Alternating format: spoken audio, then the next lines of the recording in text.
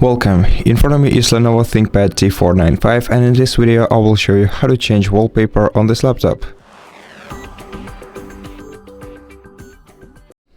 To change your wallpaper, right click the empty space on your desktop, then go to Personalize, select Background, and expand this list and select one of the four options for your wallpaper. For example, the picture lets you put a single photo on your background. You can choose one of the recent images.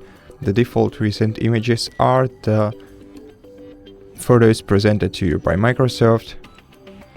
You can choose whichever you like the most, or you can choose your own photo by clicking Browse Photos and selecting a file from your File Explorer.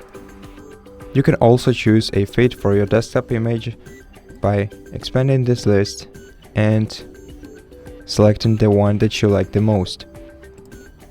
The second option is a solid color, which allows you to use a single color as your device's background. You can choose one of the default colors or go with the custom one by selecting View Colors and then selecting the color that you want to be your wallpaper.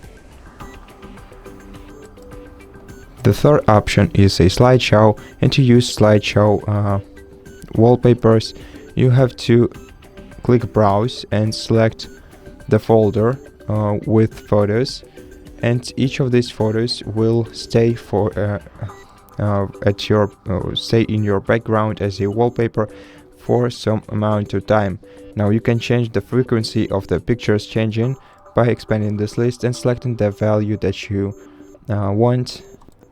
And you can also shuffle the picture order by switching this toggle to the right, and you can let the slideshow run even if your laptop works on battery power by switching this one to the right. Now you can also choose a fit for your desktop image in here by expanding this list and selecting the value that you like the most. And the last option is a Windows Spotlight wallpaper, and it's just a random image presented to you by Microsoft that changes every once in a while, and you can check more info about this photo by clicking this icon right here. And that's it. Thank you for watching this video. If you liked it, consider subscribing to our channel, leave us a like and a comment below, and I'll see you in the next one.